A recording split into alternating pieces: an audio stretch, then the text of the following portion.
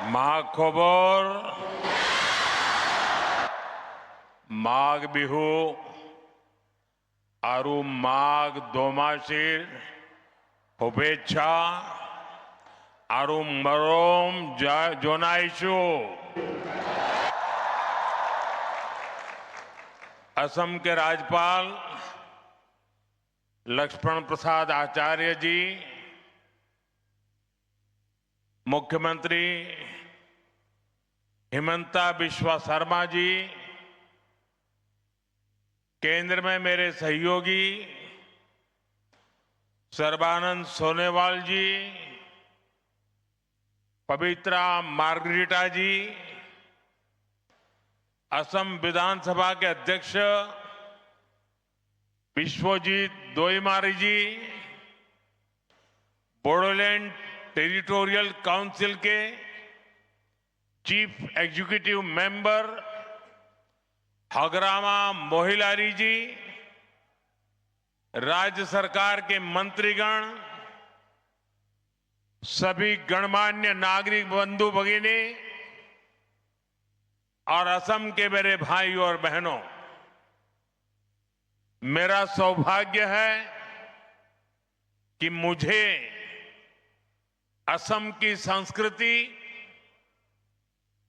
यहां की बोडो परंपराओं को करीब से देखने का अवसर मिलता रहा है। प्रधानमंत्री के तौर पर जितना मैं असम आया हूं, पहले कोई पीएम नहीं आया है। मेरी हमेशा इच्छा रहती है असम की कला और संस्कृति को बड़ा मंच मिले। भव्य आयोजनों के जरिए इसकी पहचान देश और दुनिया में बने, इसके लिए पहले भी लगातार प्रयास होते रहे हैं। बड़े स्तर पर बिहू से जुड़े आयोजन हो, झुमोर बिनोंदिनी की अभिव्यक्ति हो, दिल्ली में 1.25 साल पहले हुआ भव्य बोडोलैंड महोत्सव हो या दूसरे सांस्कृतिक कार्यक्रम हो, असम की कला संस्कृति में जो अद्भुत आनंद है, वो पाने का मैं कोई भी मौका नहीं छोड़ता हूं। आज एक बार फिर बागुरुम्बा का ये आयोजन होने जा रहा है। ये आयोजन बोडो पहचान का जीवंत उत्सव है। ये बोडो समाज का, असम की विरासत का सम्मान भी है। मैं आयोजन से जुड़े सभी लोगों और विशेष रूप से सभी कलाकारों को शुभकामनाएं देता हूं, बहुत बहुत बधाई देता हूं। साथियों, बागुरुम्बा दहो ये केवल एक उत्सव नहीं है, एक माध्यम है हमारी महान बोडो परंपरा को सम्मान देने का। ये एक माध्यम है बोडो समाज की महान विभूतियों को याद करने का। बोडोफा उपेंद्रनाथ ब्रह्मा, गुरुदेव कालीचरण ब्रह्मा, रूपनाथ ब्रह्मा, सतीश चंद्र बसुमतारी, मोरादम ब्रह्मा, कनकेश्वर नरजरी, ऐसे अनेक महान व्यक्तित्व रहे हैं जिन्होंने सामाजिक सुधार, सांस्कृतिक पुनर्जागरण और राजनीतिक चेतना को मजबूती दी है। इस अवसर पर मैं बोडो समाज के सभी महान व्यक्तित्वों को श्रद्धापूर्वक नमन करता हूं। साथियों, भाजपा असम की संस्कृति को पूरे भारत का गौरव मानती है। असम के अतीत, असम के इतिहास से ही भारत का इतिहास पूरा होता है और इसलिए भाजपा सरकार में बागुरुम्बा दहौ जैसे इतने बड़े भव्य उत्सव होते हैं। बिहू को राष्ट्रीय पहचान दी जाती है।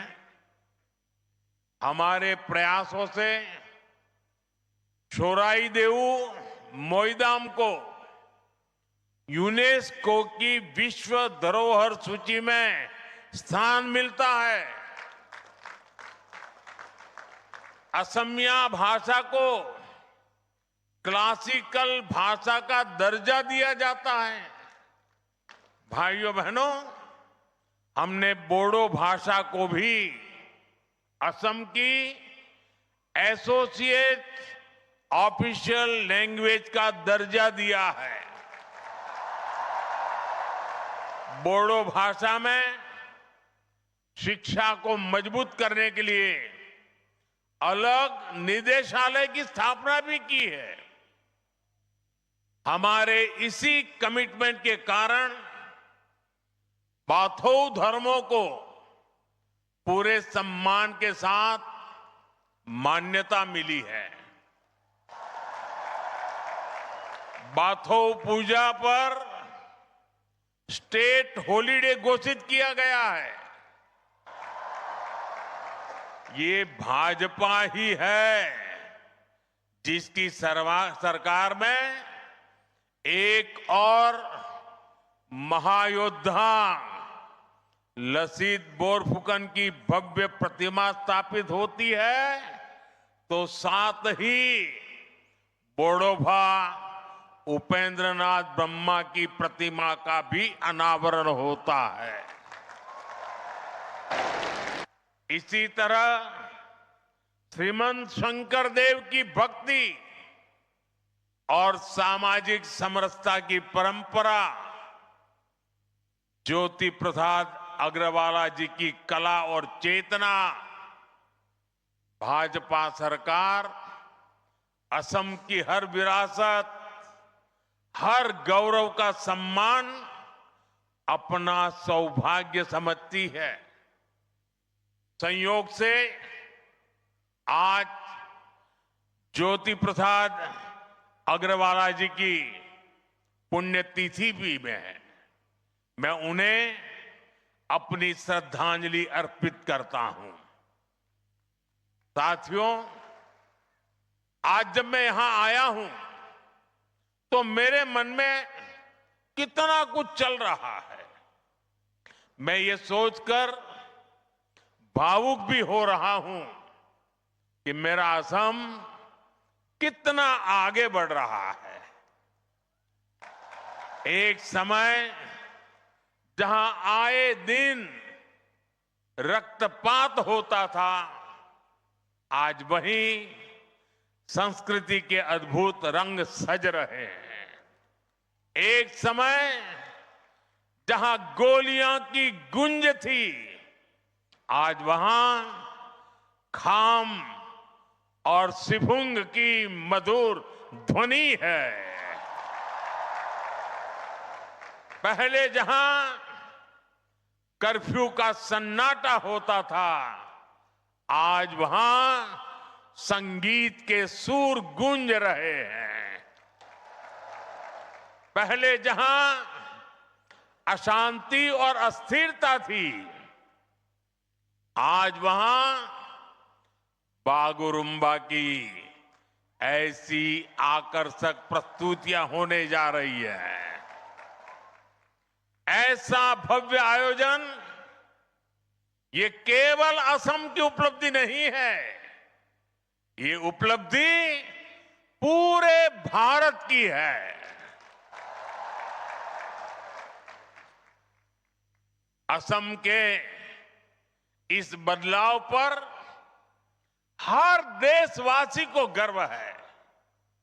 साथियों, मुझे संतोष है कि मेरे असमिया लोगों ने, मेरे बोडो भाई बहनों ने इसके लिए मुझ पर भरोसा जताया। आपने डबल इंजन सरकार को शांति और विकास की जो जिम्मेदारी दी, आपके आशीर्वाद से हमने उसे पूरा करके दिखाया। 2020 के बोडो शांति समझौते ने वर्षों से चले आ रहे संघर्ष पर विराम लगाया। इस समझौते के बाद भरोसा लौटा और हजारों युवाओं ने हिंसा का रास्ता छोड़कर मुख्य धारा को अपना लिया। समझौते के बाद बोडो क्षेत्र में शिक्षा और विकास के नए अवसर तैयार हुए। शांति केवल कानून व्यवस्था तक सीमित नहीं रही, बल्कि रोजमर्रा के जीवन का हिस्सा बनी। और इसमें आपके प्रयासों की सबसे बड़ी भूमिका रही। साथियों, असम की शांति, असम का विकास और असम का गौरव, इन सब के केंद्र में अगर कोई है तो वो असम का युवा है। असम के युवाओं ने शांति स्थापना के लिए जो राह चुनी है, उसे मैं और हमें सबने उज्जवल भविष्य तक लेकर जाना है। शांति समझौते के बाद से ही हमारी सरकार बोडोलैंड के विकास के लिए लगातार काम कर रही है। सरकार ने पुनर्वास की प्रक्रिया तेज गति से आगे बढ़ाई है।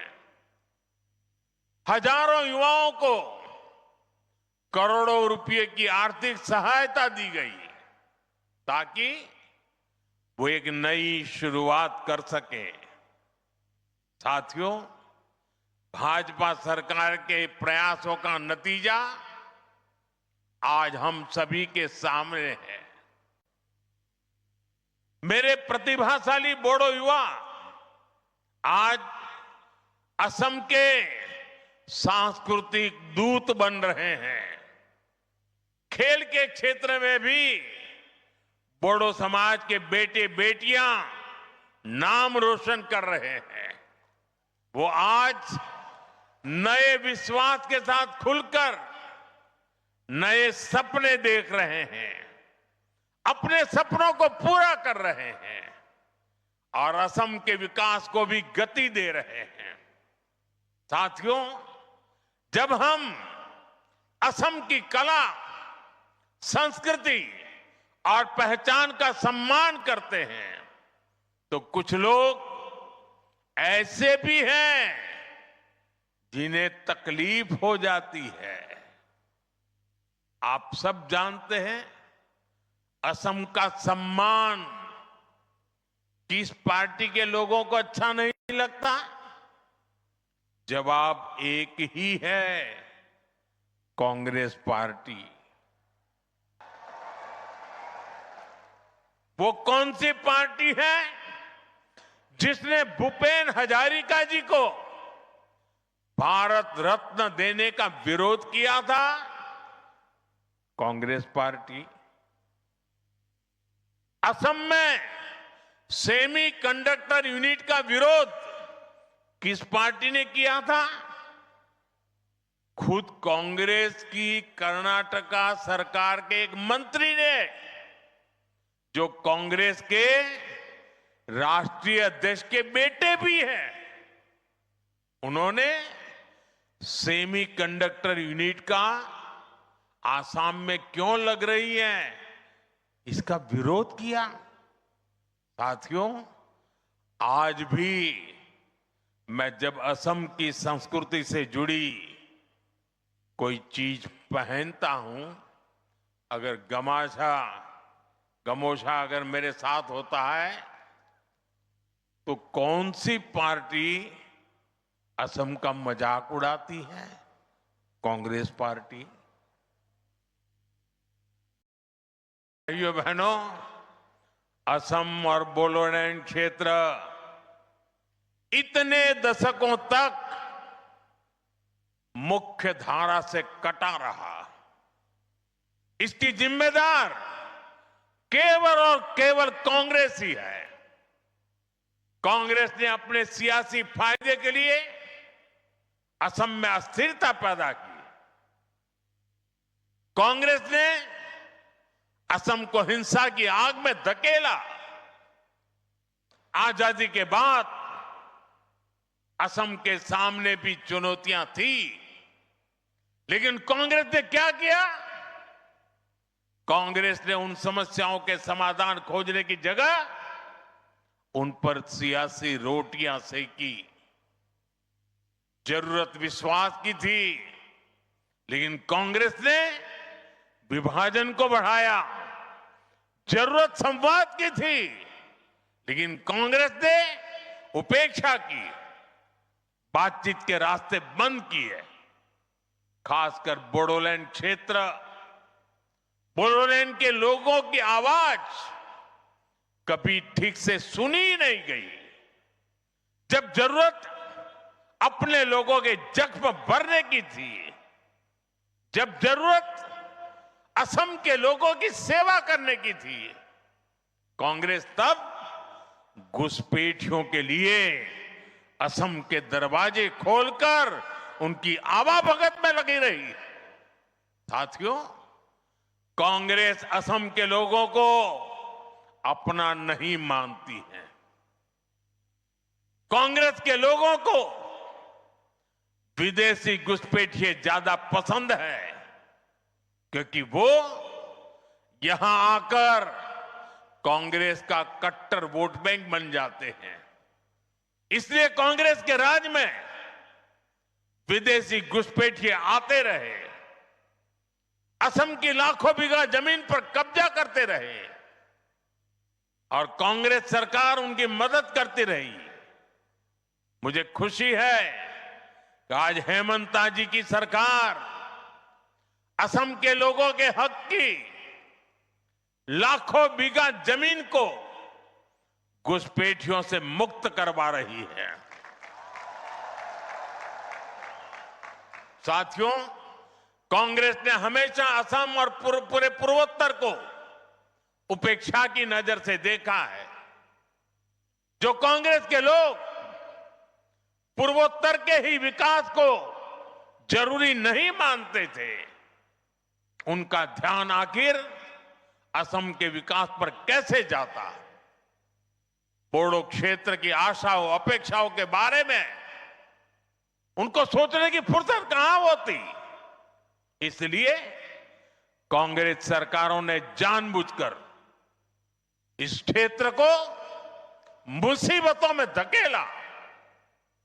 भाइयों बहनों, कांग्रेस के उन पापों को साफ करने का काम भी हमारी डबल इंजन सरकार कर रही है। आज यहां जिस रफ्तार से विकास हो रहा है वो आपके सामने है। आप देखिए, हमने Bodo Kachari welfare autonomous council का गठन किया। बोडोलैंड क्षेत्र में बेहतर विकास के लिए 1500 करोड़ रुपए का विशेष विकास पैकेज दिया गया। कोकराझार में मेडिकल कॉलेज और अस्पताल की शुरुआत हुई। तमुलपुर में भी मेडिकल कॉलेज के निर्माण को गति मिली। नर्सिंग कॉलेज और पैरामेडिकल संस्थानों के जरिए युवाओं के लिए नए अवसर बनाए। गोवर्धना, पार्वतजोरा और होरीसिंगा जैसे क्षेत्रों में पॉलिटेक्निक और ट्रेनिंग संस्थान भी बनाए गए। साथियों, बोडोलैंड के लिए अलग वेलफेयर डिपार्टमेंट और बोडोलैंड एडमिनिस्ट्रेटिव स्टाफ कॉलेज की स्थापना भी की गई। इससे बोडो समुदाय के कल्याण के लिए और बेहतर नीतियां बनाने में मदद मिल रही है। साथियों, भाजपा की सरकार ने दिलों की दूरियां मिटाई है, असम और दिल्ली की दूरी खत्म की है और बेहतर इंफ्रास्ट्रक्चर के जरिए असम में एक इलाके से दूसरे इलाके की दूरियां भी कम कर रही है।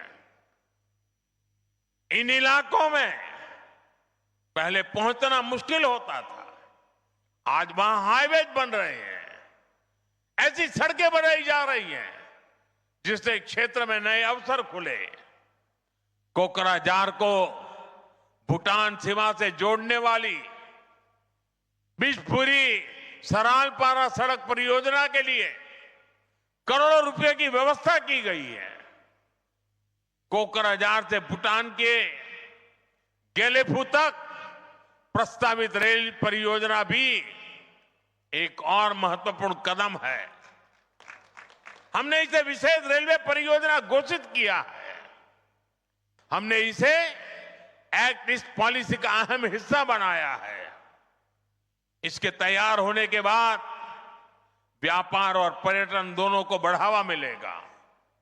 साथियों, जब समाज अपनी जड़ों से जुड़ा रहता है, जब संवाद और भरोसा मजबूत होता है और जब समान अवसर हर वर्ग तक पहुंचते हैं, तब सकारात्मक बदलाव दिखाई देते हैं।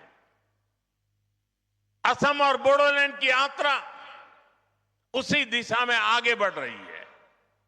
असम का आत्मविश्वास, असम का सामर्थ्य और असम की प्रगति से भारत की ग्रोथ स्टोरी को नई शक्ति मिल रही है। आज असम तेजी से आगे बढ़ने वाले राज्यों में अपनी पहचान बना रहा है। असम की अर्थव्यवस्था गति पकड़ रही है। इस विकास में, इस बदलाव में बोडोलैंड, यहां के लोग अहम भूमिका निभा रहे हैं। मैं एक बार फिर आज के आयोजन के लिए आप सभी को बहुत बहुत शुभकामनाएं देता हूं। बहुत बहुत धन्यवाद।